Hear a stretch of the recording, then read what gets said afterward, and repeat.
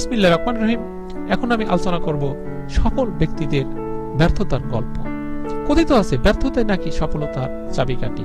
শতভাগ সত্য এই মতবাদের নিদর্শনও রয়েছে অসংখ্য।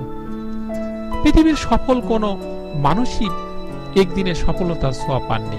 লক্ষ্যে অটক থেকে সেই পর্যন্ত পৌঁছাতে তাদের টপকাতে হয়েছে ব্যর্থতার বহু সোপান।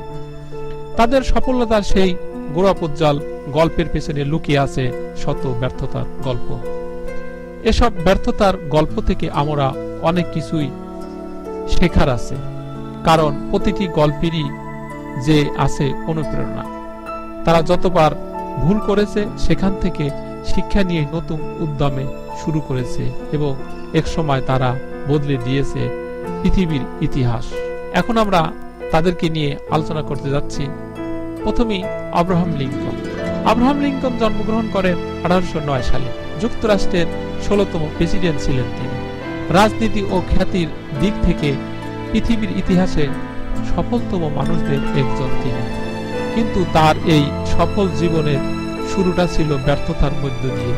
মাত্র 23 বছর বয়সে তিনি চাকরিচ্যুত হন।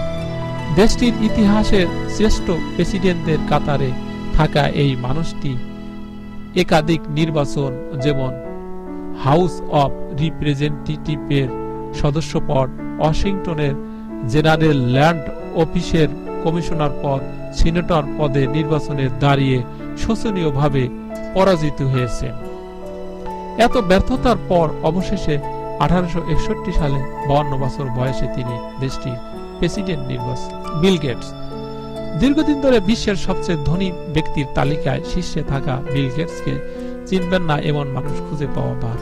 তার কোম্পানির তৈরি করা অপারেটিং সিস্টেমেই এখন চলছে বিশ্বের বেশিরভাগ কম্পিউটার। সেই বিল গেটসের ব্যর্থতার গল্প হয়তো অনেকেই অজানা। মাইক্রোসফটের কো-ফাউন্ডার এবং বাল্য বন্ধু পল অ্যালেন আর বিল গেটস মিলে ট্রাপ ও ডাটা নামে একটি মেশিন তৈরি করেছিলেন, যেটি ট্রাফিক কাউন্টার থেকে ডাটা সংগ্রহ করে গুছিয়ে নিয়ে সরকারি ট্রাফিক ইঞ্জিনিয়ারদের সরবরাহ করবে। এমন একটি যন্ত্রের উদ্ভাবনী অনুষ্ঠানে এসেছিলেন সিয়াটলের ট্রাফিক সুপারভাইজার, কিন্তু তখন যন্ত্রটি কোনোভাবেই চালু করা সম্ভব হয়নি। সেই ব্যর্থতা থেকেই আজ সফল তিনি। পরবর্তীতে তিনি মাইক্রোসফট তৈরি করে সফলতার সর্বোচ্চ শিখর আহরণ করেছে। কর্নেল। বিশ্বের সবচেয়ে বড় ও জনপ্রিয় ফাস্টফুড চেইন কেএফসির প্রতিষ্ঠাতা কর্নেল। বিশ্বব্যাপী এই ফুড চেইনের শাখা রয়েছে অগণিত। ভিন্ন স্বাদ নিয়ে শুরু হওয়া এই প্রতিষ্ঠানের প্রতিষ্ঠাতা কর্নেল এই রেসিপি খুঁজে পেতে চেষ্টা করেছেন। 1010 বার চেষ্টা করার পর তিনি কেএফসি নামক বিখ্যাত খাবার তৈরি করেন। 5 বছর বয়সে বাবাকে হারান তিনি। রান্নার দক্ষতার কারণে কাজ পেতে সময় না লাগলেও যখনই ব্যতিক্রম কিছু করতে চেয়েছেন, হোঁচট খেয়েছেন তখনই। 1939 সালে 49 বছর বয়সে অনেক কষ্টে শুরু করা মোটেল 4 মাস চলার পরই আগুন ধরে ধ্বংস হয়ে যায়। 1955 সালে ব্যর্থ হয় তার আরেকটি উদ্যোগ। এরপর চেষ্টা করেন নিজের হাতের সেই বিখ্যাত সিক্রেট রেসিপি বিক্রির জন্য।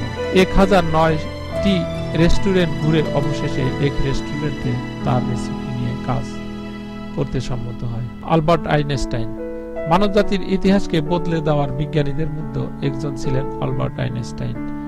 এমনকি ইতিহাসের সেরা মেধাবী বিজ্ঞানী বলা হয় তাকে। 1879 সালে জন্ম নেওয়া এই বিজ্ঞানীকে প্রথম জীবনে নানা প্রতিবন্ধকতাকে জয় করতে হয়েছে। শিশু বয়সে কথা বলা শিখতে বেশ সময় লেগেছিল তার। পড়াশোনাও ছিলেন কাঁচা। তরুণ বয়সে জুরিখের সুইস ফেডারেল পলিটেকনিক স্কুলে ভর্তি পরীক্ষায় উত্তীর্ণ হতে এই অপারগতা বিশ্ববিদ্যালয় জীবনেও তার সঙ্গী ছিল।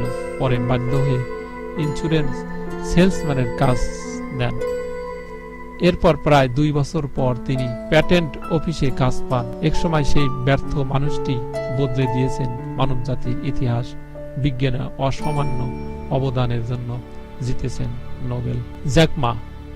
অনলাইন মার্কেটপ্লেসে আলিবাবা কে আর নতুন করে চেনানোর প্রয়োজন নেই।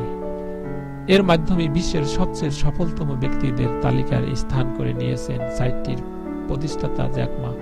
চীনের ধনাঢ্য এই ব্যবসায়িক কলেজে ভর্তি হওয়ার সময় 3 বার ভর্তি পরীক্ষা ফেল করেন। চতুর্থবারের চেষ্টায় তিনি কলেজে ভর্তির সুযোগ পান। এরপর চাকরির পরীক্ষায় ব্যর্থ হন বেশ কয়েকবার। এমনকি পরীক্ষার্থীদের সবাই পাশ করলেও টানা ফেল করেছেন তিনি একাই। এরকম বহুবার ব্যর্থ হওয়ার পর অবশেষে তিনি প্রতিষ্ঠা করেন বিশ্বের অন্যতম সফল, বিখ্যাত ও বৃহত্তম online marketplace Alibaba. Thomas Alva Edison বৈদ্যুতিক বাতি, চলচ্চিত্র ও অডিও রেকর্ডিং, টেলিগ্রাফ, আধুনিক ব্যাটারি সহ সহস্রাধিক আবিষ্কারের নেপথ্য যিনি ছিলেন তিনি হলেন টমাস আলভা এডিসন। 1847 সালে যুক্তরাষ্ট্রে জন্ম নেওয়া এই বিজ্ঞানীর শ্রবণ শক্তি ছিল শূন্যের কোঠায়। পড়াশোনায় তিনি এতটাই খারাপ ছিলেন যে স্কুল থেকে তাকে বের করে দেওয়ার চিঠিতে লেখা ছিল টমাস পড়াশোনা খুবই অমনোযোগী এবং তার মেধাও ভালো নয়। এই ধরনের দুর্বল ছাত্রকে স্কুলে রাখা যাবে না। কিন্তু টমাসের মা চিঠি খুলে ছেলেকে শুনিয়ে পড়েছিলেন টমাসের মেধা সাধারণ ছাত্রদের চেয়ে অনেক বেশি। এত বেশি মেধাবী ছাত্রকে পড়ানোর ক্ষমতা সাধারণ স্কুলের নেই। সেই থেকে টমাস জটিল জটিল সব বিষয় নিয়ে পড়াশোনা শুরু করেন। বৈদ্যুতিক বাতি আবিষ্কারের সময় 1000 বার তার পরীক্ষায় ব্যর্থ হয়েছিলেন, কিন্তু তিনি তবুও চেষ্টা চালিয়ে গেছেন এবং সফল হয়েছেন।